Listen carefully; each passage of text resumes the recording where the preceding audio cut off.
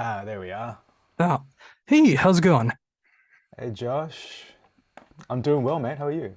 I'm doing great. Thank you very much for taking the time to do this interview. My pleasure, man. So sorry for the mishap last week, but thanks for rescheduling. Oh, not a problem. I'm very glad Appreciate it. that we were able to reschedule and talk about some great music. Yeah, nice. Oh, Cheers. oh, sure. And speaking of that, I've had the chance to be able to check out this EP for the last couple weeks now, and I just love what's going on here. I love the diversity of what's going on. Awesome. I appreciate the fact that you're hitting so many different layers in the band, and it's showing a lot more emotion and just like so many different things that are going on throughout the band right now. And with it being so concise but just an EP, I'm and with it being volume one, I'm very excited to see where the band's going to be going from here on out. Yeah, likewise. But yeah, it's great to hear those thoughts on the EP because that's exactly where well I personally was coming from when I was writing a lot of this material, um, and that was kind of a mission statement right from the start when we kind of got together, and we usually have this period of writing where it's just I would just sit there and just write whatever, just stream of consciousness stuff. And I'm not really thinking of any particular sound or I'm not writing particularly for circles or whatever. I'm just writing music. And that's just part of me. I feel like getting rid of all that creative energy out. And then the good thing with our band and the way the core band works, as in Ben, Dave, and I, we're such a solid unit now, songwriting wise. So like, I just kind of spew ideas out, and Dave, our drummer, he's great at like sifting through all my bullshit and like going, this sucks, this doesn't work, this, but hey, this could be cool, and I have no idea, right? Because I'm just like, bleh, you know? Whatever I'm feeling at the time, and those kind of things, and then we'll get a collection of riffs or ideas together and go, all right, what's the vibe now? Now that we've written maybe like 6 or 7 song ideas, like clearly we can see some kind of pattern here. Or on this EP, like this group of songs, like you just see this like demo folder, um, which is I can actually open it up. So our demos folder has plenty of. I think I'm looking at it now. There's like probably about 50 to 60 song ideas in here, and we've chosen 6. So, so there's a lot of shit in there. Like a lot of the stuff that doesn't work, a lot of stuff that could be cool, a lot of stuff that could be used in the second volume. Who knows? But yeah, that's kind of the way this one came about. So I'm really stoked that that's what you got from the EP because that's exactly where we were coming from. I'm so glad to hear that too. And the fact that you are able to bounce ideas off of each other and you're able to work as that collective as well too. I mean, it's just like especially when you have a creative mind and you're able to come up with all these ideas, it's good to have someone to be able to bounce ideas off of to know what's going to work and what could work in the future. And the fact that you're able to still keep all that material as well too, rather than just deleting it because you never know what could work in the future. Yeah, and the strange thing with that, and you're completely right, Josh. It's like we've got all this material that we could potentially use in the future. Well, this in this instance, yes, because it's part of like a one complete kind of set. We've got plans for another release after these two in the works as well, and we've got a clear idea of what we're going to do for that. So I don't know if that's information that I should be letting go or not, but oh, whoops. Of course, there's going to be more. Um, I feel like a lot of these songs, even though we can use them for these volume 2 or whatever, but I found that a lot of our demos that we've written for a particular album, once the album's out, I feel like it's a stamp, like a timestamp. So me personally, I can't hear it. I can't commit to new songs with those old demos just because it was a time and a place where I wrote them. That's how I was feeling at the time. I'm continually growing personally. I'm continually growing, getting older and learning new things and life experience and all that kind of stuff. So it's not really, I feel like I can't hold on to those things and perform them and commit them honestly because I don't feel like that now. And a lot of this stuff, especially with the new EPs through my personal experiences, and all of these seeds of ideas and stuff came from my own personal experiences through, you know, the big the big thing, which is obviously from 2020, was a pandemic and us living in Melbourne, the most, what's it, the longest lockdown city in the world or something. I think we hold the mantle for that. I think a lot of that stuff played a huge part in what I was writing. So now, 3 years on almost, I don't feel the same way I did in 2020. I've grown as a person through my experiences. I've listened to different types of music. Now, I don't listen to the same music that I was listening to in 2019, 2020. So it all feeds into each other. So I find it difficult personally to commit old demos to new songs, only if it's changed so much that, we've breathed new life into it and it doesn't seem like the old song anymore. It's like, yeah, and you probably have noticed through the music as well, like each album, if you listen and go back to listen to our previous releases, like each one, well, to me personally, they sound very different, like in terms of mix, in terms of the way the songs are written, the instrumentation, like all the themes and stuff are quite similar, but like the stories are different. So like, and I've said this before in other podcasts and interviews, is like I like to start each release on a new instrument, and that forces me to write differently and to think differently and to look at the way I write and the process a bit differently as well. So like the first one was predominantly written on guitar. The second one, I started all the songs on bass, and on this record, I've started everything on keys. I'm kind of running out of instruments now. Like I don't know how to play any of these instruments very well. That's why I think the production thing came in. I think production now, because I've focused a lot more on it on this release and the next one, is using production as an instrument, as a creative tool. And so like instead of going like, here's a really expressive passage on guitar where it makes you feel like you're crying in the rain or something, which is great. And that's something I can't do because I'm not good enough. But I feel like with my basic knowledge and skills on guitar and bass and the instruments that I play, I feel like my production skills enhance those things, or not enhances, but at least I can use these instruments in a different way. So I repurpose these sounds, like a guitar lick or a note, or even a sound like a pick scrape something. I'll manipulate that and turn it into a pad, or manipulate that and turn it into like a percussive thing. Like I might like chop it up, pitch it up an octave, pan them, and make them ping pong where they have a certain rhythm, and that kind of dictates the groove of the song. And that just came out of guitar sound. And so that technically, yeah, it came from guitar. I played it, but there's more emphasis on the production and the sound design of it. And so I feel like on this record, I started everything on keys, but at the same time, I started everything with production in mind. And that's why a lot of these songs, I feel like, the riffs have become simpler, but the intricacies are in the production. And there's multi layers. And I can probably go through that with you a little bit if you like. I can Sure. like share screen and yeah, because this is the cool thing. I feel like a lot of bands these days like self-produce, and we've been doing that forever. And I produce all of our records, and sometimes it's really hard to listen to old records because I'm like, oh, it did not sound great. But hey, it's all learning, and so it's good to kind of learn. But I can share screen if you don't mind giving me some sharing privileges. Oh, sure. That would be great. Because I could give you some examples and shit, because this would be cool. Okay.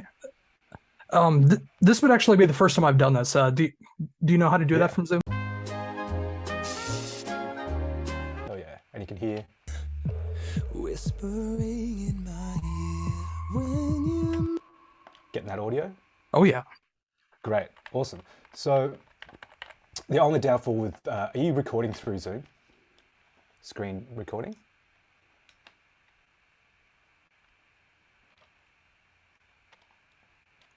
Because if you are, the only downfall is that when you watch it back, Zoom only records audio in mono, but you get sure. the idea. Oh But yeah. it's all good, all good. So in particular, this song, I just decided to bring this one up. So this is our session. This is our latest single that we just dropped yesterday, I think. which is called Echo. Comes out with a video, or it came out with a video, which was awesome. Bridget, our dancer, she did an amazing job. She was like, I was like, if you watch the video, if any of you guys watching the video, we're like, oh, we wanted to, you know, represent the theme of the song, which is basically about, well, the song I wrote this song with a vision in mind and a theme in mind, which was your past sins kind of catching up with you and like chasing you almost like as a separate you. And so, and this was very much intertwined with how I was kind of going through my own personal stuff in 2020, being locked down, going through like a breakup with a relationship and stuff, which is always never fun, let alone being locked down on your own without, you know, without your friends and physical, you know, contact with people. It was difficult. So I poured all of that into this track. Originally, this was like a track, one of those songs that I mentioned, like I was just spewing ideas. It wasn't particularly for circles or anything, but it started off with this really cool kind of just 808 basic.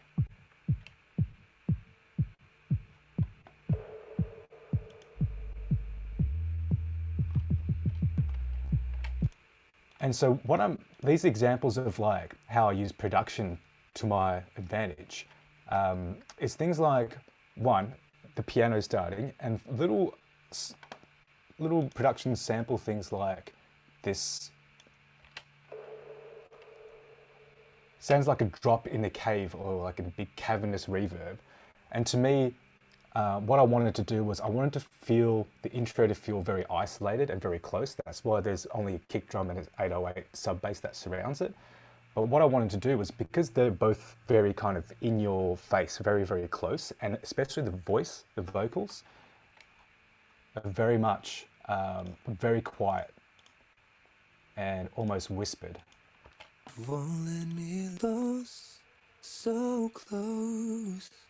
A voice in the echo. And so everything is so close that I wanted to create something that gave me a sense of space.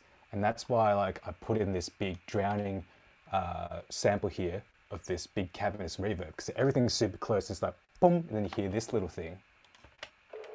And you go, oh right, there's this whole space. So it feels like, and if you look at the film clip, you see Ben, our vocalist, sitting there on his own in this big open space. And so all these kind of visuals kind of link up and follow the theme and follow the narrative of what I was trying to explain through the music. And so eventually, staying on this whole production thing, you can basically get rid of the band, get rid of the bass, drums and guitars. And if you just play the vocals and the production, it can be its own song almost. Time stands still inside my own shadow with nowhere left to go. I drive, you'll stay. How am I meant to heal when you move? You falter when you.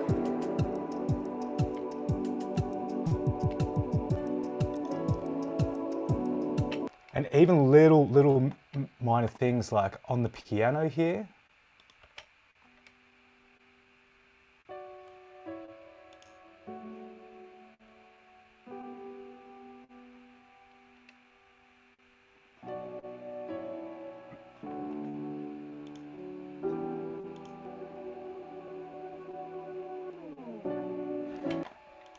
On this piano and the accompanying pad here, I've done this thing where the pad kind of goes and like almost like a record slowing down. And the point of that is like, I felt like when the whole idea of these sins chasing you, and then this song is meant to represent that point of realization of everything that you've been doing, that's been causing this breakdown in a relationship. These things you haven't noticed that you've been doing have finally caught up with you. And this is kind of what that represents. It's like that record kind of slowing down. It's like, ooh, you're slowing down and your sins are finally catching up to you. And that's what this little thing is. Although it's very, very subtle, played along with like the pianos and stuff, it makes a bit more sense. And I've layered 3 pianos here.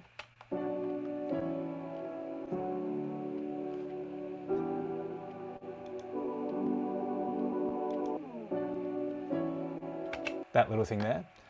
And so all of these are just kind of little production tips and tricks that I've used from other engineers and stuff that I learnt in uni, which I've gone back to. I've gone back to do some studying. I've finished now, but I learned a lot of this stuff in those classes, and I'm like, oh, that's kind of cool to apply to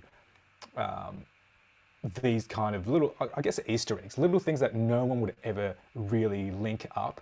But I feel like subconsciously, the more I put into this, I think it becomes this big, undeniable thing of pushing the narrative along. I don't know if that makes sense, but like having all of these production elements and things linking up to the themes and things linking up to the lyrics. Like for example, there's a bit of text painting going on here with, especially with the vocals. The song's called Echo. And so there is a lyric in here where it says, Voice in the echo. voice in the echo. So I've put a delay throw, or not a delay throw, it's like an extra effect just on the word echo. And then it just has this kind of expansive reverb just on the echo bit. And it's mostly audible when he says the k of echo. Voice in the echo, it won't let me let go.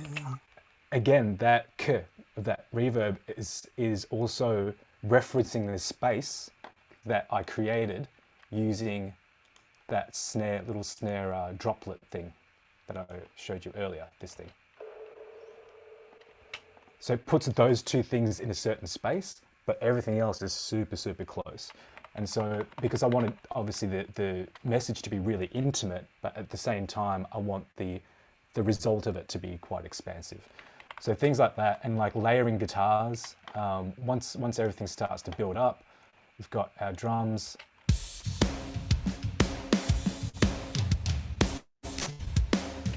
Along with our production. So there's all these synth basses.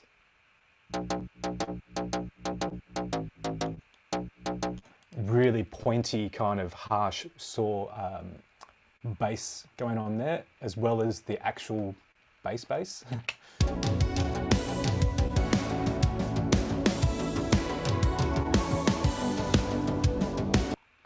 And it gives this kind of like, skipping, almost like galloping like feeling of things moving along. So in my mind, when I was writing that, I wanted that feeling of like the train, like a steam train rolling or something, or like being on a horse and galloping.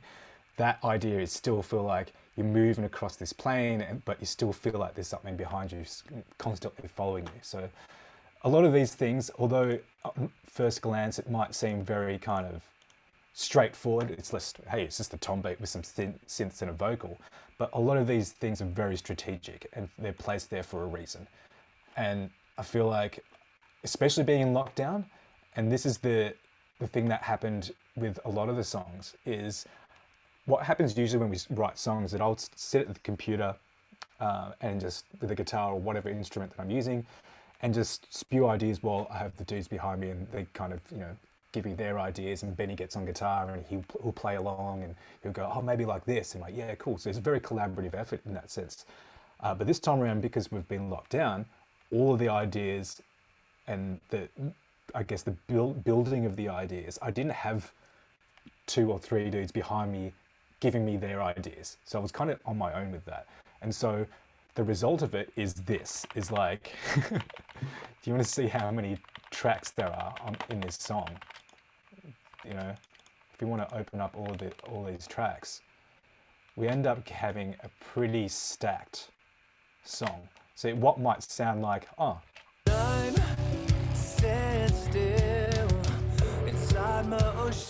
in the pre-chorus,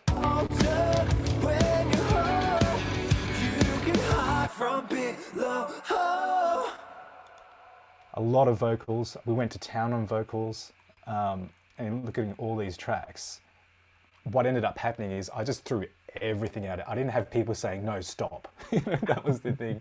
I was just going, yeah, that sounds sick. That sounds sick. Oh, this means that, so it has to be in there. Oh, this droplet thing is like full of reverb. It needs to be in this expansive space because the drums are really tight. So that needs to be there. Like a lot of these things probably don't need to be there, but I wanted them to be in there, so I made it work, and that came through through the like sheer will of making it fit. Most of this stuff doesn't need to be in there. I guarantee it. Most engineers and mixers would be like, "What the hell are you doing, dude? Like, it's too dense. Like, get rid of all this stuff, and it'll sound heaps better." But like I mentioned, there's every single thing has a meaning, and it needs to be there. So I just forced it in there. So it ended up being a really tough thing to mix, but at the same time, the journey of this song and the way it builds, like it starts very kind of quiet, you know. Close. And by the end, you're at this, and you wouldn't think they're in the same song. You think that's a completely different song. But if you listen to it all together, and this is where it becomes, I guess, a bit prog or a bit progressive, is that a lot of these choruses, like if we go to our first chorus, Things are catching up with me. same vocal, same phrasing, same melody as chorus 2, Things are catching up with me. as well as chorus 3. Things are catching up with me. But the things that are changing is the instrumentation, the way the song moves. And this is the whole kind of, the macro narrative of it is like it starts in this hopeless place where you're isolated and alone. But at the end of it, you've got harmonies, you've got guitars, you've got synths, you've got strings, you've got piano, you've got augmented guitar things and pads, extra percussion, tambourines. Like, you're getting all of this stuff progressively. So you've got chorus 1 being small, chorus 2 building, by chorus 3 it's huge and everyone's involved. And so that, in a macro sense, I feel like it's in a linear progression dynamically, but we're repeating the choruses, therefore the repetition keeps you kind of interested, as well as something familiar that you can kind of go, oh yeah, this is familiar, but it's a little bit different. And I guess that's where the prog songwriting part of it happens, because I'm a huge fan of like bands like Cog, like the way they structure their songs. I'm not too sure if you know a band called Cog. They're an Australian progressive band that's been around for decades. Oh yes.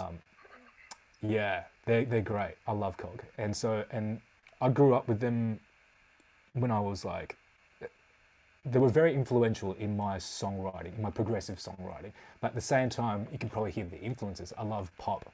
I'm a huge pop guy. I went through a massive boy band phase. Like, I loved all of that stuff, as well as Meshuggah. So, so all of that stuff is thrown in here, and hopefully people can, or any people that are fans of that music, can hopefully identify a lot of those things. But the songwriting thing is very much progressive from a band called Cog. And like bands like Carnival as well. They obviously influenced a lot of songwriting ideas and how to keep, how to reference ideas and keep them interesting and repeat them without repeating them, if you know what I mean. But yeah, I just thought that this would be a cool thing to share. That way you can kind of see a breakdown of this track. Because most of the time, I feel like with songs, you just get to see, I kind of see songs as this big funnel, right? And like at the top of the funnel is like the band members throwing in all their ingredients. They're throwing in all the veggies and all the proteins and all these spices and stuff. And at the very end, you get this refined little droplet of music that you spent, say maybe 100 hours on collectively, right? And then you get under 4 minutes of music. And what I'm interested in is what's in that funnel, instead of just this final drop. Like, the final drop is sick because it's refined and it's like everything that you want in this one little drop, and you can taste all the flavors and all that stuff. But what I'm interested in is the process. And I love seeing things isolated. This is just me, but I love seeing the breakdown of how the song came about and like what elements are involved. Even things like breaking down harmonies. We went nuts on harmonies because Ben's such a great vocalist. I knew I could really push him and get different tones and character voices out of him. And it's great because he understands where I'm coming from with my background in pop and I love gospel music and love, you know, that all those big rich harmonies and choirs and stuff. So he gets it. So when I mention things like, oh, can you sing this, but you know, a bit up higher in your throat where it's a bit thinner, less chest, but I want you to make it a bit more nasal, but bring it out of your eyes a bit more. And he's like, yep, got it. And he'll nail it. He seems to decode my bullshit. But these things like here, especially this harmony, I love this one because it reminds me of a boy band. When you hope you can hide from below. Like all those ones, in particular, this top harmony made it for me. Hide from below. Although it's only 2 notes, when it's stacked with all the rest of these harmonies, it just makes it stand out so much more. When you hope you can hide from below. It's coming. Yeah, things like that is just cool. I love hearing all that kind of stuff. But yeah, I should actually continue. I got carried away.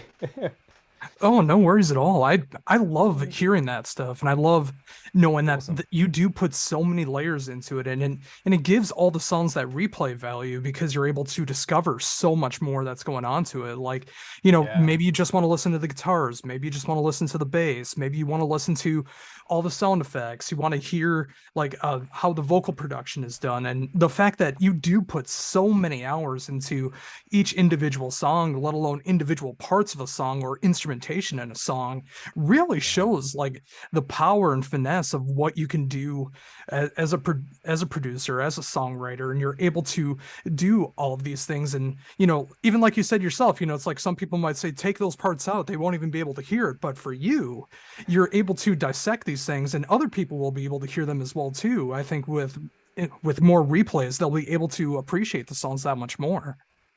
Yeah, and that again, that's like one of the best things about music, I believe, and especially in our genre as well. And you get certain artists and bands that do put the time and effort into this stuff.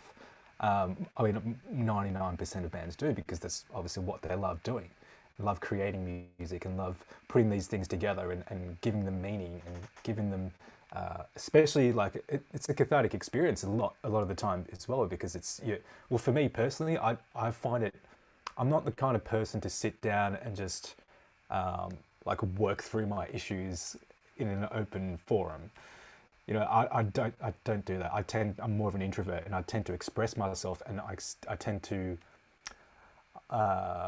work through my issues through music and through that expression. I go, okay, I've let that out now. Like I've obviously dealt with it personally, and then it's like, okay, now that I've dealt with it, I want it to mean something. I want to express it in my music now because this, whenever I do play it, it's a, because I've done it after I've dealt with it, it's more of a positive outcome. Even though the song might be this particular song, it's probably the lowest moment of the EP. Look, it's quite dark, but whenever I do hear it now, to me, it's triumphant because it's something that I've let go of after I've dealt with that personal issue.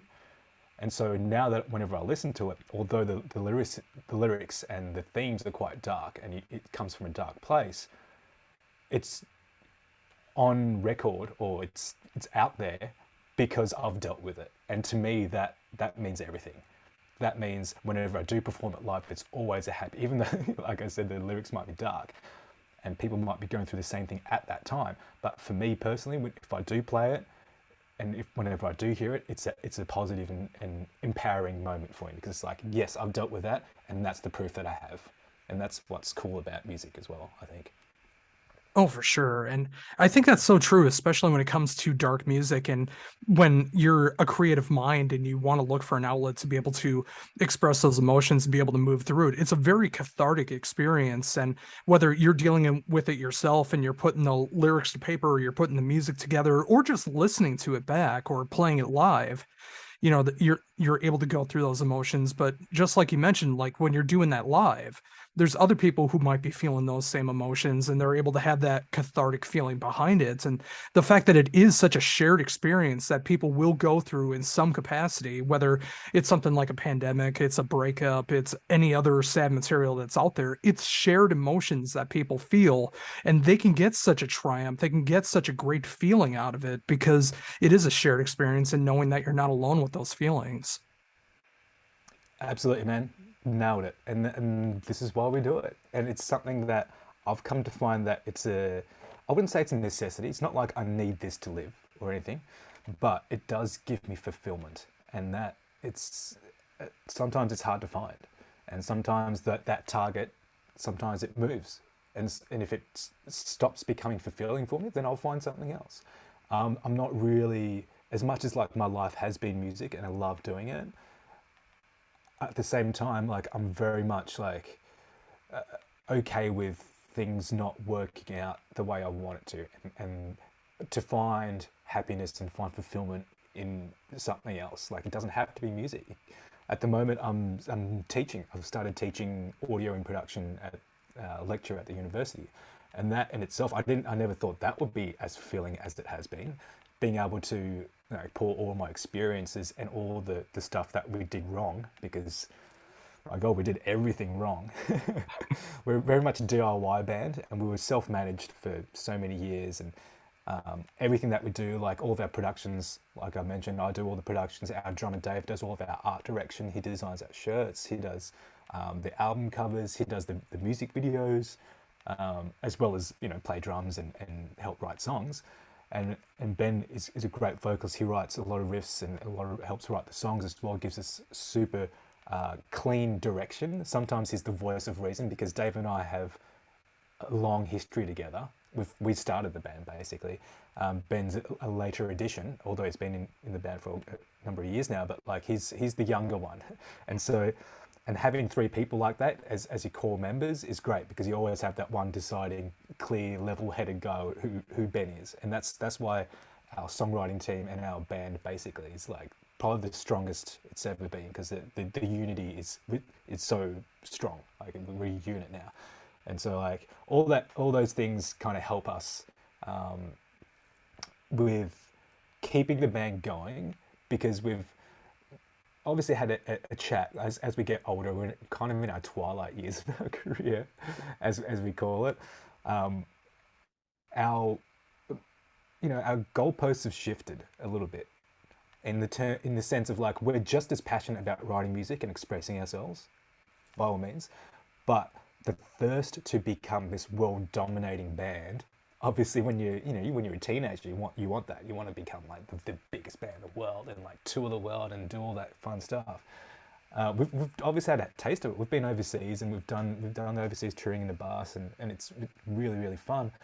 But we're not chasing it like it's the be all and end all. What we're chasing at the moment is that fulfillment. It's like, are we expressing ourselves? Are people understanding it? Is it translating? Then great. And if it's only 100 people that listen to it, even if it's only 2 people that listen to it, that's totally fine.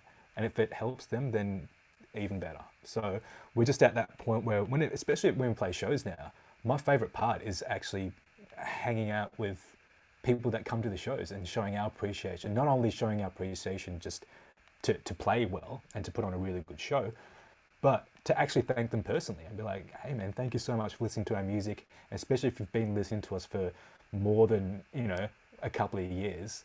That's a lot of service. You don't have to do that. But so so we'll maybe, I don't know, I can't speak for the other guys, but for me personally, that's my favorite part. It's not so much like a validation thing or to stroke my ego or anything. It's just purely out of service, and I just I love thanking people for listening to our music. Oh Gratitude. yeah. And I love hearing that because I can relate to it so much on so many different ways, but very different as well. Like so much of my life was consumed with playing drums and being in different bands, whether I was playing in cover bands, playing weekend shows at the bars, or I was playing tech death music, or I was playing prog music. It's just like my drums were so such a huge part of my life. But like where I'm at now, like what I love to do is like being able to sit down with people like yourself and being able to talk about music, whether, there's so many different ways to go about it, whether it's the songwriting, whether it's going into detail about like using Pro Tools and being able to add all of everything that you do into such an amazing song like you have with Echo, to just talking about life in general. Like it's still a part of music. Drums are kind of in the background for me now, but I have shifted my thinking when it comes to music, and I love being able to show off great music, talk to great people, and being able to promote good music wherever it comes from. And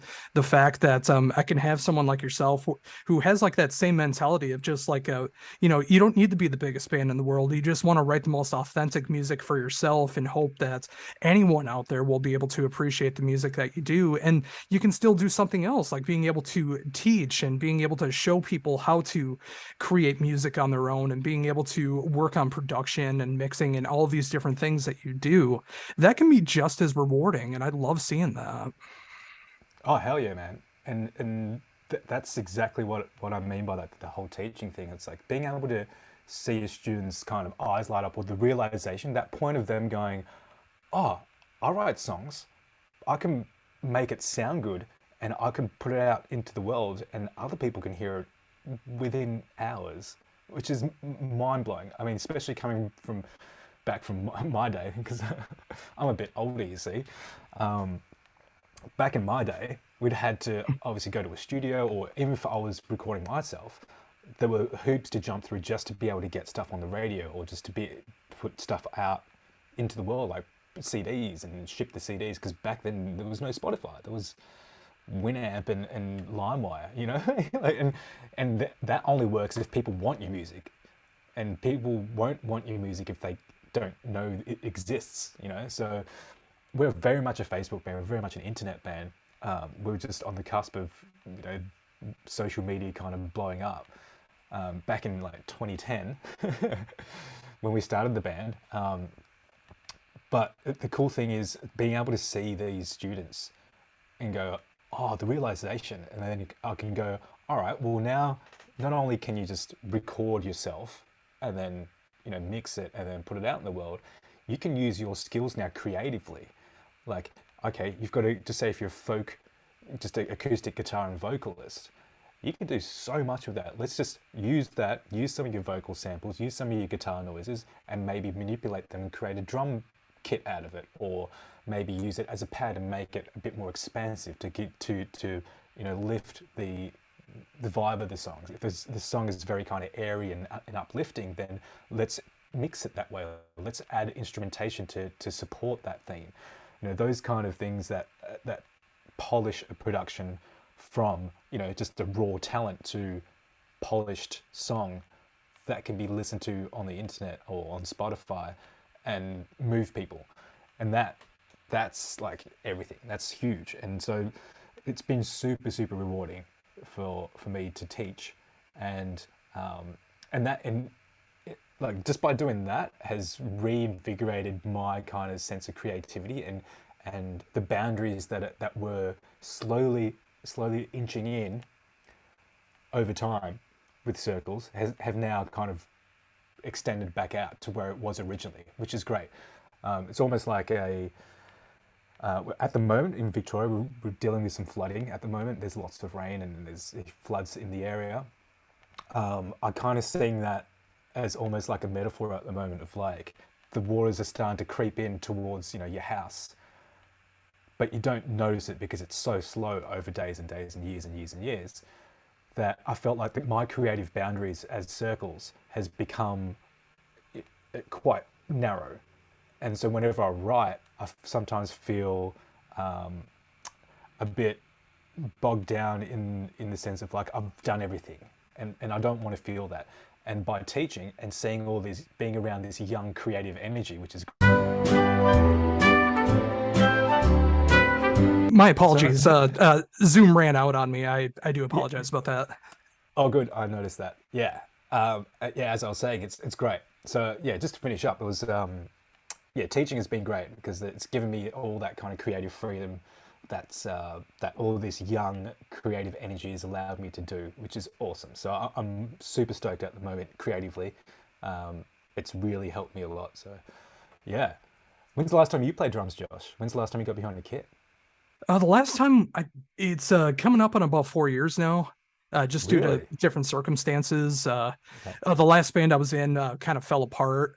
So Mm. also living in an apartment, it's really hard to be able to set up my drums and stuff like that. So until I either get my own place and be able to build a studio, which is something I absolutely want to do. I want to be able to get to that point where I can build my own house and just like, even if it's just like a small area, just being able to set up my drums and be able to record. Or if I start up another band again, just being able to work something out like that again. But just from the different side of it as well too, like from being able to talk to people like yourself and all these interviews I've done over 11 years now, it's given me so much more appreciation for everything outside of drums too. Like I've learned so much more about recording. I've learned so much more about mixing and mastering. I've learned so much about like being on a label, going out on tour. There's so many different things that can come from it, and so many things Oh, yeah. that I also put into myself when it comes into being in a band. And I love that so much. And you learn so much of that from having these conversations with people. And I can imagine with yourself too, like when you are working with these people and you're hearing about new influences that might be new to you or different ideas that they want to be able to try out musically, I can imagine that creativity like you're talking about just flows through you. Yeah, absolutely, man. It's cool. And some of these kids have just the most wildest ideas and stuff that I would never think of. I'm like, oh, that's a fresh perspective. I've never thought of it that way. And it's cool to have that complete freedom, or at least see that complete freedom that potentially that we used to have maybe 10 years ago, or at least I have. So yeah, you're spot on there, man. Yeah, I really really enjoy it.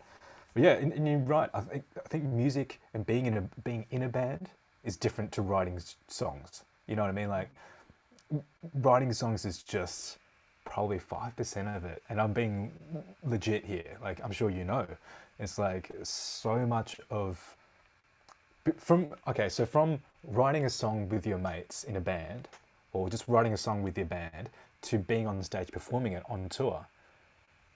In between that and that, there's a lot. And like I said, that the writing song part is probably about 5%, and the rest of the 95% is everything else just to get to that stage where you can play songs.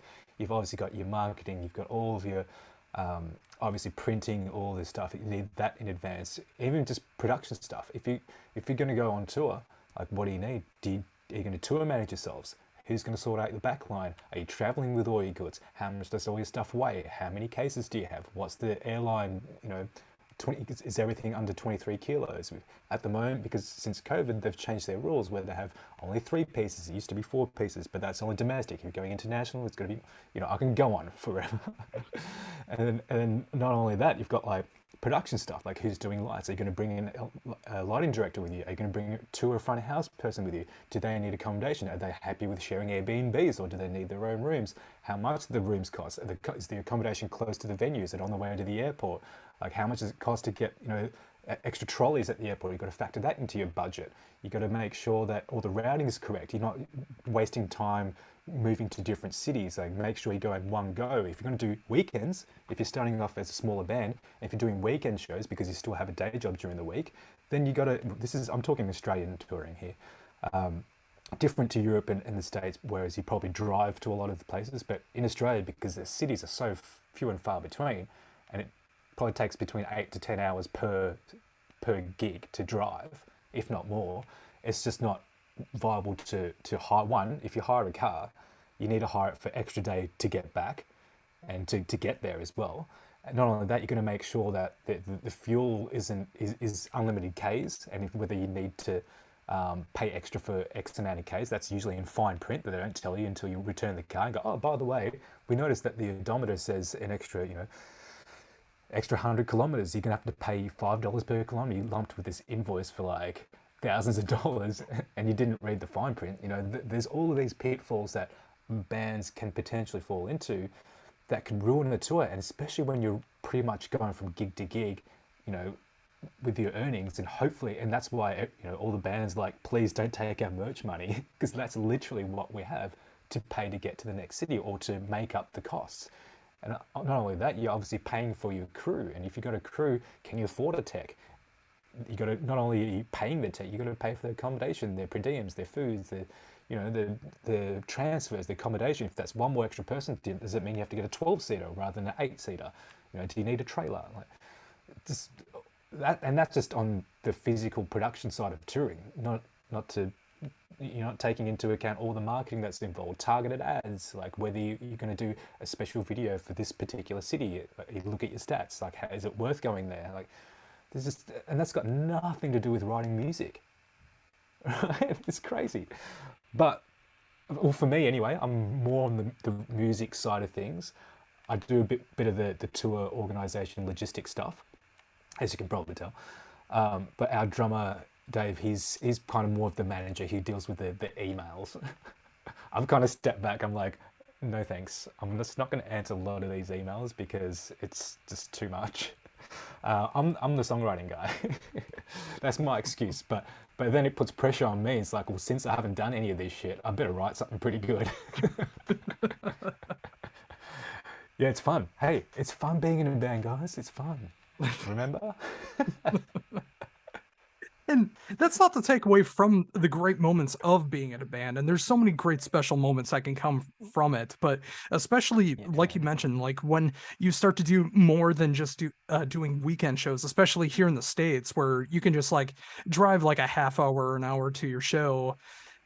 You know, it's like when you get to that next level, there's so much more you have to worry about. And especially when you want to be taken seriously as a full-on band rather than just playing shows for your friends. I mean, you want to be able to do so much more. And when I look at the tour behind you and that great poster, and of course, After the Burial, I'm from the same state. I'm in Minnesota, right where they're from. So, you know, it's like I saw the growth of that band as well too, and everything that they went through to be able to become the huge entity that they are now. You know, it's just like there's so much blood, sweat, and tears that goes into it, and especially when you do everything DIY like you guys do, rather than just being able to have the financials to be able to let all of these other like labels or merch groups or whatever do it for you. You're doing it yourself, which you're able to have that control, but it's also that much more that you have to pile on yourself to be able to make the band work.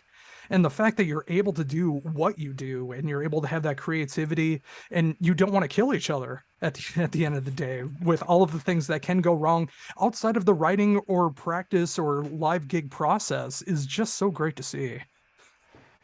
Yeah, cheers. And I think by doing it all, I have great appreciation for one, crew. And if I can give anyone any advice, when you're touring, is be kind to your crew.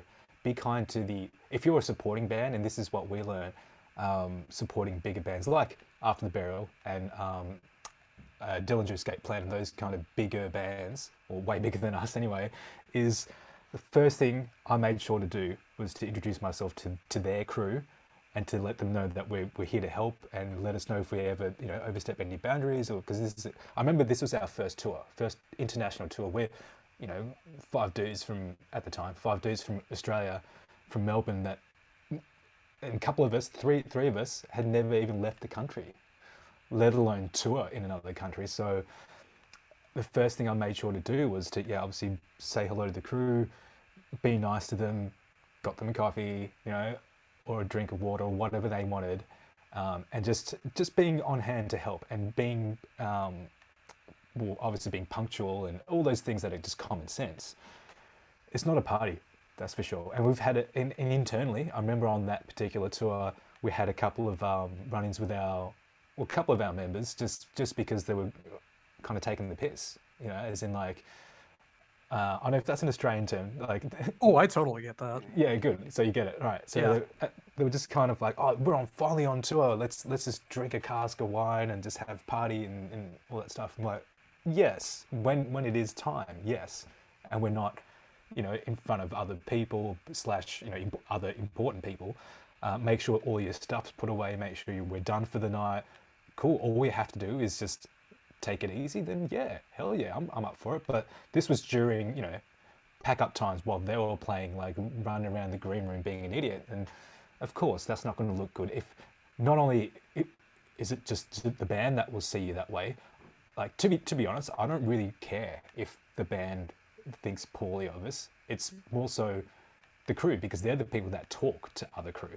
I've heard crew members talk, and all they talk about when they meet each other is what they've been working on. It's like, oh, what have you been up to, Josh? Like, and you'd be like, oh, I just been on this tour, and I'm like, yeah, I saw those guys back in, a couple of years ago. I toured with them. Yeah, they were nice dudes. You might turn around and go, oh, you know what? They were cool, but they didn't work really hard. They left their cases everywhere every night, and they pissed off and went had dinner and drinks, and then they didn't come back until an hour after the show, and the gills all over the place.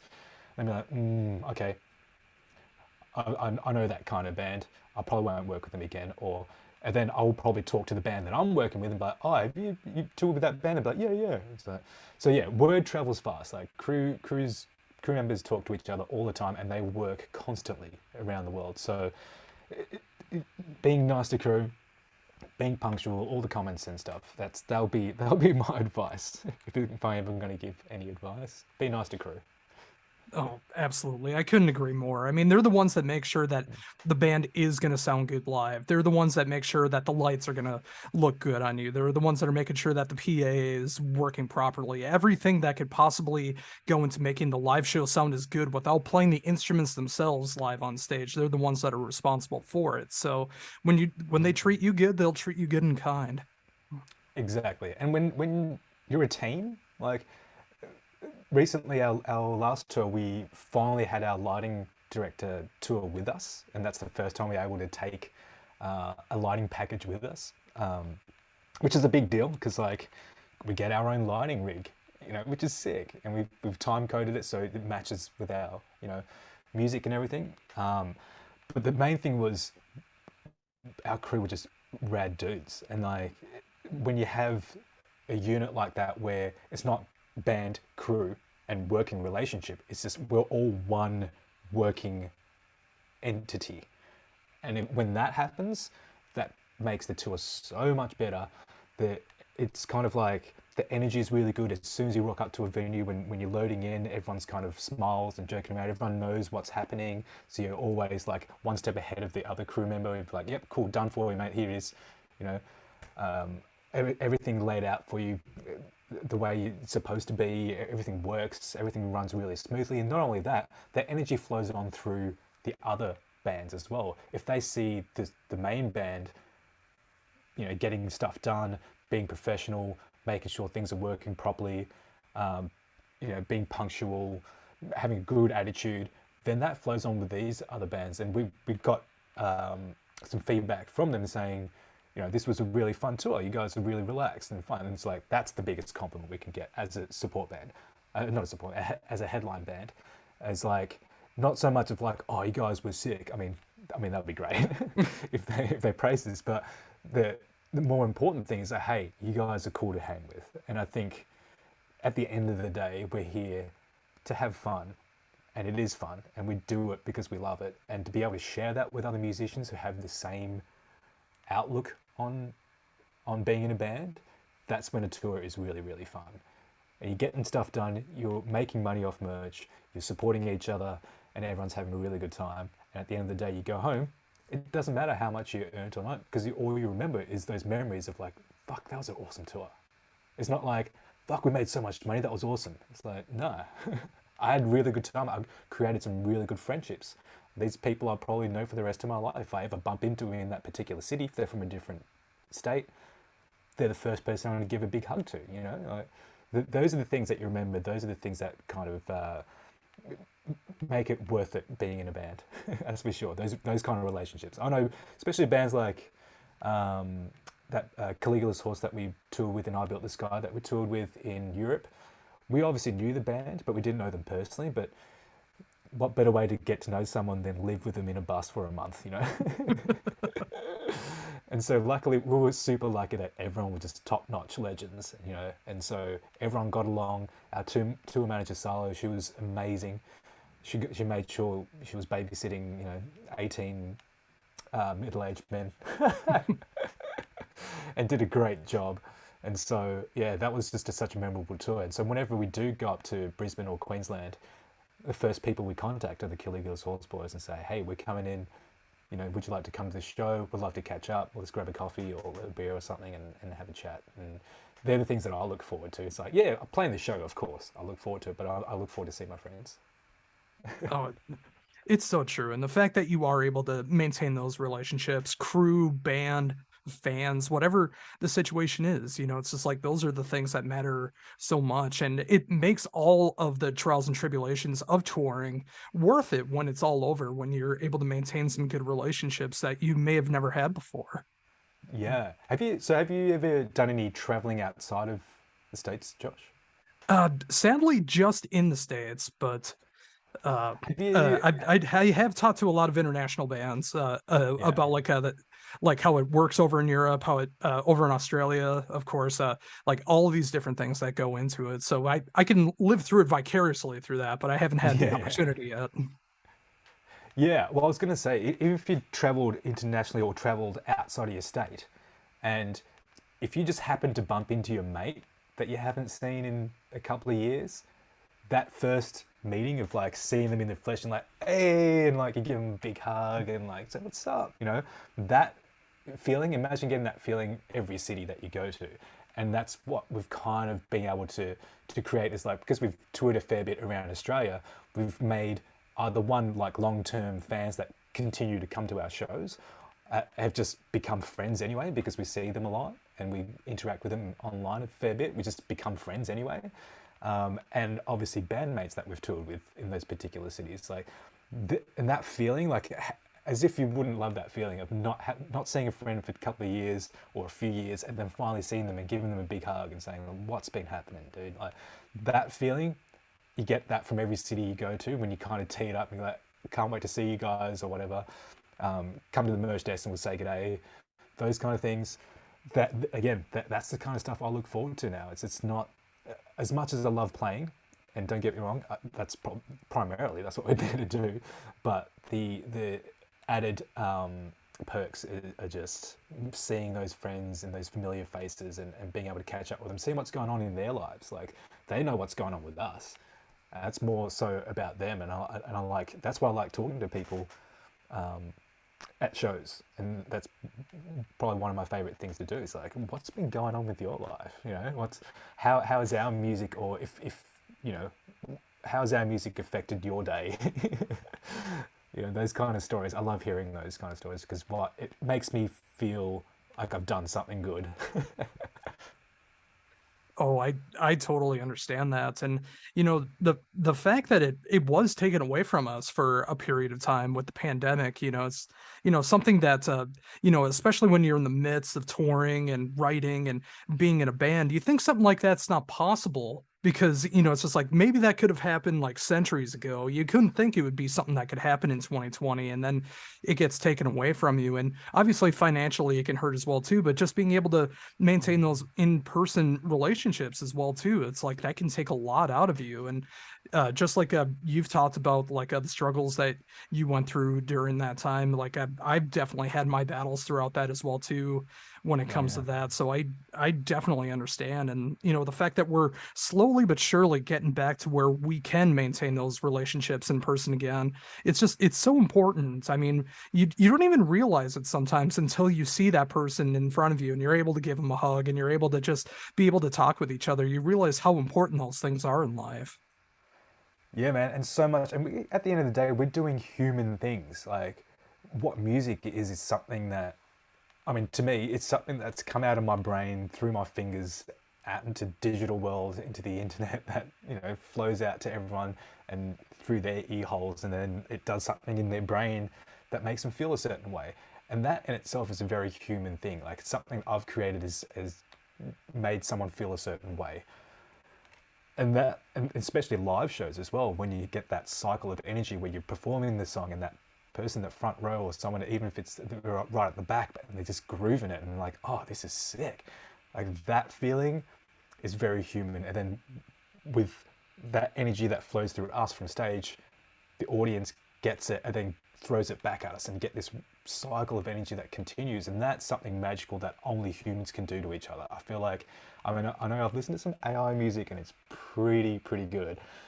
But when it comes to live performance, would you go to a gig and then on the pedestal is like a laptop, and then you're just there going, yeah, this is great. Little different. If the band members were there playing the music and performing it, completely different. So it's this kind of such a human, I guess, process that you do miss, especially when, yeah, you're locked down for X amount of years, technically, and you lose contact with a lot of the outside world. And having that human contact, not only physically and seeing people and giving them a hug and all that stuff, but being able to get on stage and have that cycle of energy happening. I really did miss that. At first, I was like, you know what? If there were no gigs ever again, if I never played on stage again, I'd be all right. Like, I came to that conclusion. I was like, okay, I'm good. I'm writing music. I'm happy to just write music now and just release it. But we did that tour. And after the first show, I'm like, hey guys, this is pretty fucking good, hey?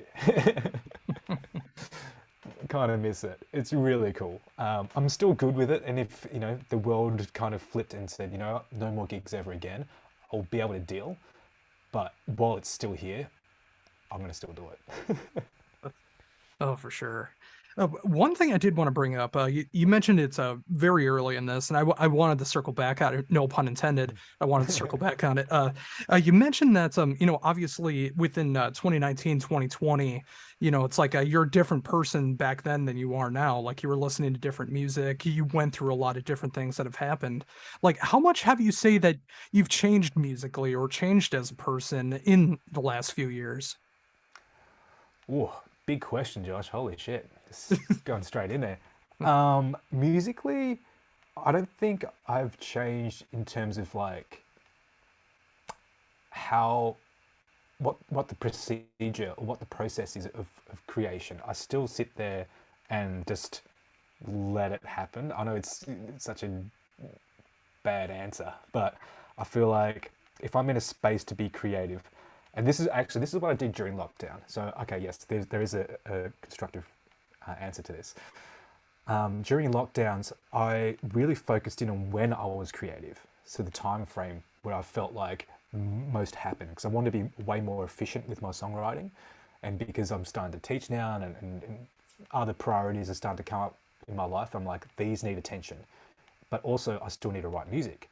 So I needed to kind of make sure all these moving parts work in synergy. So I was trying to analyze my creativity and the peak of my creativity, which happens to be between 10 p.m. and 4 a.m. It's like a 6-hour window. And I think this was through a lot of research and reading as well. I think generally that happens because one, it's at night, and usually things are a lot more quiet, and you at the end of the day, you've done everything that you need to, and you're almost in that kind of sleep state almost, because you're tired and you're not really thinking about just daily brain stuff. And so you feel like a bit more free, and it's a lot more quiet. There's less distractions, so maybe that plays a part as well. So what I've been trying to do is kind of turn that clock around a little bit more, because I can't be up till 4 a.m. writing music anymore. I'm not 19 or 20. I've got work and I've got responsibilities. So I'm trying to shift that around a bit more and start maybe a little earlier. And so I've been doing things like using my brain creatively in the morning, just going for a walk with no headphones, no nothing, not even a phone, but just to think of the things that I have to do that day, and to use to creatively problem solve. And I think that helped in my creativity later on that day, because it's like a muscle that I work. And so by the time after dinner, and I've got like a bit of time before I need to go to bed, I'll go, all right, I've got a 2-hour window here before I need to go to bed. Let's just sit in front of the computer and see if I can come up with something. Or if I have a couple of notes during the day, then I might make some voice notes. I might think of an idea and be like, hear a song or something, and go, oh yeah, that groove, maybe use that, but put it in sevens. Or maybe use that and maybe change the hi-hat groove into like like bottles and other percussive things, or like, ideas like that. I'll just jot down on my voice memo or type it in. If I have something like that, I'll bring it to that time in the night and kind of sit there and go, okay, let's see what happens. And it helped. It definitely helped. Like, I felt like I was a lot more productive in those times, and it felt like a lot of the stuff that came out was more usable than just nonsense that I would spew out if I didn't do that kind of morning practice.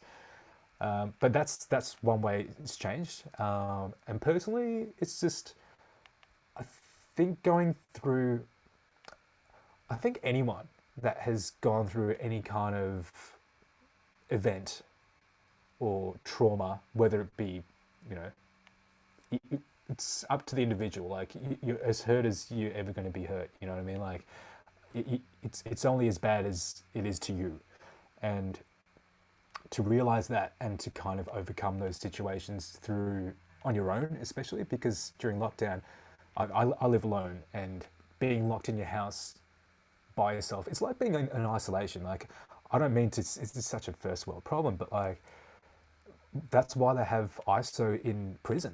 That's the worst punishment, is to be locked in a room by yourself. And that's prison, you know? And that's basically what we were doing for over 100 days in our own homes. And so going through those issues of loneliness, of feeling rejected, not fitting in, like all those kind of traumas, past traumas from like not only during lockdown and even through right back through my childhood, like being an only Asian kid growing up through the 90s in your class was a big deal. And I'm not too sure if you're aware, but in the 90s, there was a huge push of getting Asians out of Australia. And there were like people in government that were pushing for it. And they were like, you know, there's too many Asians here, get them out. So there was lots of racism going on in the 90s as I was growing up. And you do feel this, you know, exclusion, even though it's not in your face, you just feel it through everyday life. And just those kind of things, one, you build a thick skin, which can be good. And two, the way I dealt with it, it's classic Japanese stoicism, is just to push it down and not have to deal with it until later on. And of course, that later on happened in lockdown, and those kind of things, that huge personal things you had to deal with, what I had to deal with.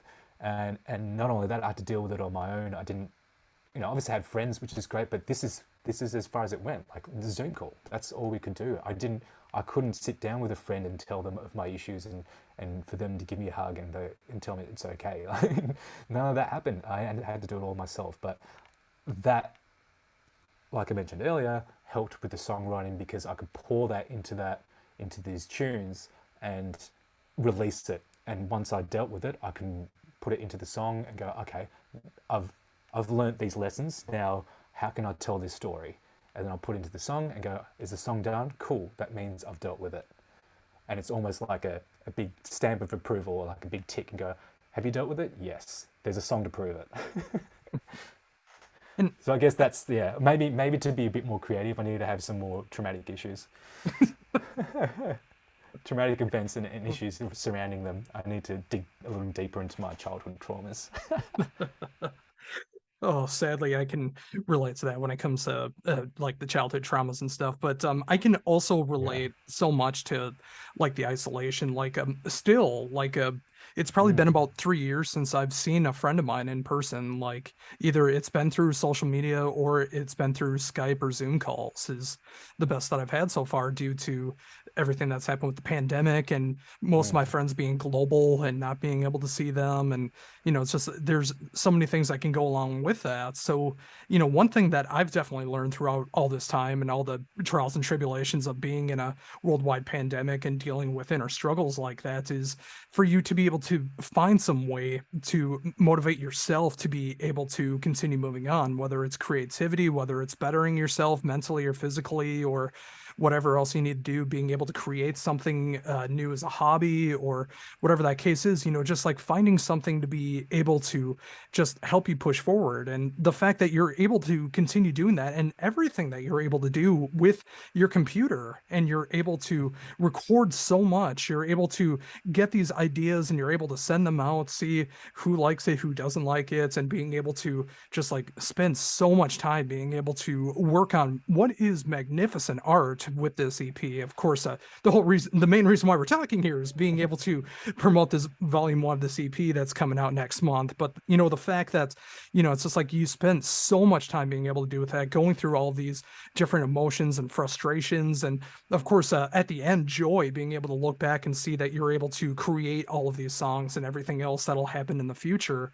There's a lot of pain that comes through that, but there's so much good things that can come from that as well too. And the fact that you were able to take such dark times throughout the world and yourself and make something very positive out of it with some great music that people are going to be able to attach themselves to and want to be able to see live and be able to listen to and buy and get the merch and everything else that goes along with it is just a tremendous feat. And I gotta applaud you for that.